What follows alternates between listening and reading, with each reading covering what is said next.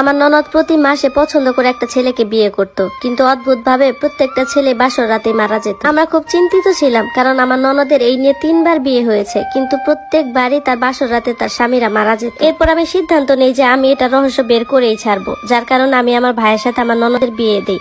আর বিয়ের প্রথম রাতে আমার ভাইয়ের জায়গায় আমি আর তার বাসর ঘরে গিয়ে বসে থাকি। এরপর আমার ননদ আমার সাথে যা করলো সেটা দেখে আমার আফসোসের শেষ রইল না, কারণ সে তো আমার নাম ফাতিহা, আমি 3 ভাইয়ের একমাত্র বোন। আমার ছোট ভাই ইয়াসিনের সাথে আমার খুব বন্ধুত্বপূর্ণ সম্পর্ক ছিল। আমার 2 বড় ভাইয়ের বিয়ের পর আমার বাবা মা আমাকে বিয়ে দিয়ে দেয়। আমার একটা ভালো ঘরে বিয়ে হয়েছিল, সেখানে আমার একটা ননদও ছিল। আমার শ্বশুর বাড়ির লোকজন চেয়েছিল আমার বিয়ের আগে আমার ননদের বিয়ে দিতে। এদিকে আমার ছোট ভাই বিদেশে যাওয়ার জন্য রেডি হচ্ছিল। আমার শ্বশুর বাড়ির লোকজন চাইছিল যে আমার ননদের সাথে আমার ছোট ভাইয়ের বিয়েটা হোক। এই প্রস্তাবটা তারা আমাদের বাড়িতে দিয়েছিল। আমার ভাই বিয়ের জন্য তখন প্রস্তুত ছিল না। আমার তো তখন ভয় লাগছিল যে এই কারণে তারা যদি আমার বিয়েটা ভেঙে দেয়, কিন্তু তারা এরকম কোনো কাজ করে নাই। এরপর আমার বিয়ের আগে আমার ননদের বিয়ে অন্য একটা ছেলের সাথে ঠিক হয়ে যায়। জেনেছিলাম যেন আমার ননদ নাকি তাকে ভালোবেসে বিয়ে করছে।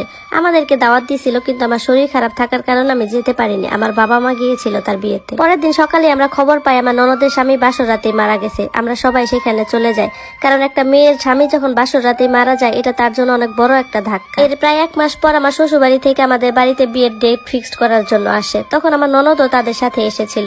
এরপর তারা আমাদেরকে জানায় আমার ননদের নাকি আবার বিয়ে দেওয়া হবে, আর 2টা বিয়ে একসাথেই হবে। এবার আমার ননদের বিয়েটা তার পছন্দের ছেলের সাথেই হবে। তাকে দেখে মনে হচ্ছিল না যে তার মন খারাপ, সে খুব স্বাভাবিক ছিল। এর কিছুদিন পর আমি আমার বন্ধুদের সাথে শপিং করতে যাই বিয়ের জন্য। ওখানে গিয়ে দেখি আমার ননদ মিনাহিল এসেছে শপিং করতে, কিন্তু আমি এটা দেখে অবাক হই যে সে তার পরিবারের সাথে আসেনি, সে এসেছে একটা ছেলের সাথে। আমি এরপর এর সামনে থেকে চলে যাই। আমি ভেবেছিলাম আমাকে দেখে হয়তো সে ঘাবড়ে যাবে, কিন্তু উল্টো সে আমাকে তার হবু স্বামীর সাথে পরিচয় করিয়ে দেয়। বলে, ভাবি এটা আমার হবু স্বামী। ওকে দেখে একদমই মনে হচ্ছিল না যে এর আগে সে অন্য কাউকে ভালোবেসে বিয়ে করেছিল। এরপর আমি বাড়ি ফিরে আসি। কয়েকদিন পর আমার মেহেন্দির অনুষ্ঠান ছিল। সেদিন আমার ননদকে চাদর মুড়ি দিয়ে কোথাও একটা যেতে দেখলাম। তাকে আমি জিজ্ঞাসা করি, তখন সে বলতেছে, ভাবি আমি একটু বাহিরে যাচ্ছি, চলে আসবো 10 মিনিটের মধ্যে। এরপর তার কিছুক্ষণ পরে সে বাসায় ফিরে আসে, কিন্তু তার হাতে কিছু একটা ছিল। আমি বুঝলাম যে সে সেই জিনিসটা আমার থেকে লুকাতে চাইলো। আমি মনে মনে ভাবলাম যে সে কি এমন করে বেড়াচ্ছে যে জিনিসটা আমার সামনে লুকাতে হচ্ছে, কিছুই ভেবে পাই না। এরপর আমার আর আমার ননদের বিয়েটা সম্পন্ন হয়। আমি আমার শ্বশুর বাড়িতে চলে যাই, সেও তার শ্বশুর বাড়িতে চলে যায়। বিয়ের প্রথম রাতে আমার স্বামী যখন আমাকে ঘরে একটা গিফট দিতে থাকে, গিফটটা খোলাও হয় নাই, সেই মুহূর্তে কেউ একজন দরজায় এসে জোরে জোরে ধাক্কা দিতে লাগে। তিনি আমার শাশুড়ি মা ছিলেন। আমার শাশুড়ি মা দরজাটা খুলতে বলেন। আমার স্বামী তখন তড়িঘড়ি করে দরজাটা খুলে। দরজাটা খোলা মাত্র আমার শাশুড়ি আমার স্বামীকে জড়িয়ে ধরে কাঁদতে শুরু করে। তিনি বলতে থাকেন, সর্বনাশ হয়ে গেছে বাবা, মিনাহিলের শ্বশুর বাড়ি থেকে মাত্র ফোন এসেছিল, তার স্বামী নাকি একটু আগে শরীর খারাপ হয়েছিল, তার কিছুক্ষণ পরেই মারা গেছে। এই কথা শুনে তো আমি অবাক হয়ে যাই, কারণ একই ঘটনা দ্বিতীয়বার কিভাবে হইতে পারে। এরপর আমার শ্বশুর বাড়ির লোকজন যে অবস্থায় ছিল তারা সেই অবস্থায় তার শ্বশুর বাড়ি চলে গেল। এরপর আমি আমার ননদের কথা ভাবতে থাকি। বিয়ের প্রথম রাতে এইভাবে স্বামী মারা যাওয়া এটা তো কোনো স্বাভাবিক ঘটনা না। এসব ভাবতে ভাবতে আমি সারা রাত আর ঘুমাতে পারিনি। সকালবেলা আমার শ্বশুর বাড়ির লোকজন আমার ননদকে নিয়ে বাড়িতে চলে আসে। আমি তো ভাবছিলাম সে হয়তো বা কান্নাকাটি করতে করতে আসবে, না, সে তার বিয়ের পোশাকেই ছিল এবং চুপচাপ দাঁড়িয়ে ছিল। তাকে দেখতে স্বাভাবিকই লাগছিল। এর 10-15 দিন পর সে আবার নর্মাল হয়ে যায়, বন্ধু বান্ধবের সাথে বাহিরে যেতে থাকে। আমার শ্বশুর বাড়ির লোকজন তাকে কেউ কিছু বলতো না। আমার শাশুড়ি এই ভেবে খুশি ছিল যে তার মেয়ে আবার নর্মাল হচ্ছে, তার স্বাভাবিক জীবনে ফিরে যাচ্ছে। আজকাল তো সে প্রায়ই বাহিরে যেত। এখন তো আমার শাশুড়ি মাও তার মেয়ের সাথে বাহিরে যেত। একদিন আমি তাদের পিছু নিই, এটা জানার জন্য যে মা মেয়ে মিলে ইদানিং কোথায় যাচ্ছে, এর জন্য পিছু নিলাম। তারপর গিয়ে দেখি তারা একটা পার্কে গেল, সেখানে আগে থেকে একটা ছেলে বসা ছিল। এরপর তারা ওই ছেলেটার সাথে গল্প করতে লাগলো। ওই সময় আমি তাদের মাঝে চলে আসি। আমাকে দেখে আমার শাশুড়ি অবাক হয়ে যায়। তারপর উনি বললেন যে মিনাহিল এই ছেলেটাকে পছন্দ করে, ওকেই আবার বিয়ে করতে চায়। তখন আমি ভাবতে লাগি যে আমার ননদ কেমন মানুষ, যে প্রতি মাসে একটা করে বিয়ে করার একটা করে ছেলে প্রয়োজন তার। আবার মনে মনে ভাবতে থাকি, ও যদি বিয়ে হয়ে যায় তাহলে আমার জন্যই ভালো, কারণ আমার স্বামী বলছে তার খুব ভালো করে সেবা যত্ন করে। তার পিছনে সময় দিতে দিতে আমি সারাদিন নিজের জন্য কোনো সময় পাই না। এরপর আমার শাশুড়ি মা বাড়ির সবাইকে তার বিয়ের ব্যাপারে জানায়। তাদের বিয়েও ঠিক হয়। বিয়ের আগের দিন রাতে আমার ননদ আবার চাদর মুড়ি দিয়ে কোথাও একটা যাচ্ছে। আমাকে বলে যায় যে ভাবি আমি আধা ঘন্টার মধ্যে চলে আসবো।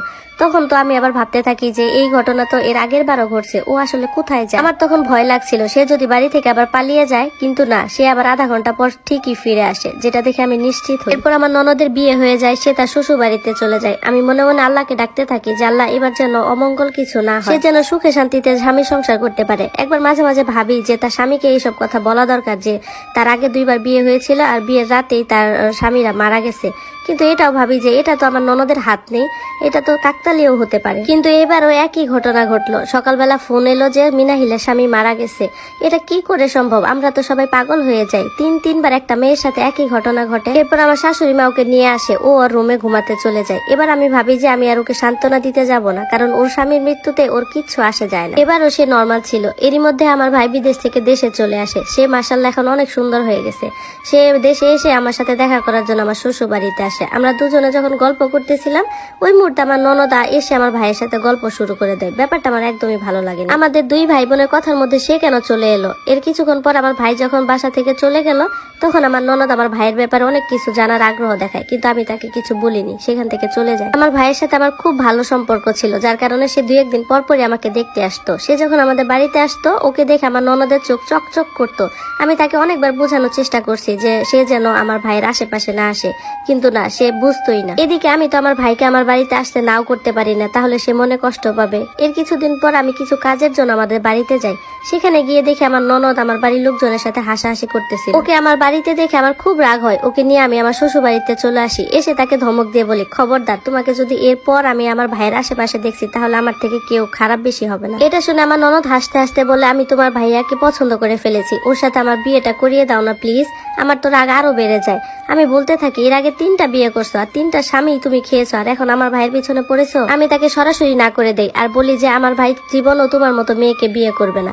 এটা বলেতেই সে বাড়িতে চিৎকার চেঁচামেচি শুরু করে দেয়, আর সবাইকে বলতে লাগে যে আমি নাকি তাকে অপমান করেছি। আমার স্বামী তার বোনকে খুব ভালোবাসতো, তাই সে তার বোনের কথায় সাই দিয়ে আমাকে বলে, আমি যদি আমার ভাইয়ের সাথে তার বোনের বিয়ে না দেই, তাহলে সে আমাকে ডিভোর্স দিবে।